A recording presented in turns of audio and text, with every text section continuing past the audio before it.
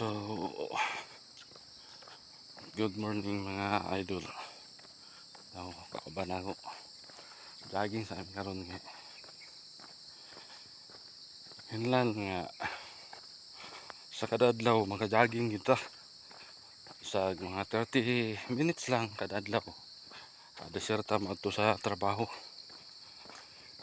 Kaya like yun o. Exercise ka una. Uli, walay. Relax ka dyan. Ligo.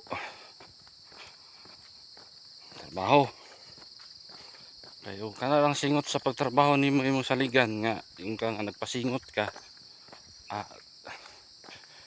Dili na maayo bay.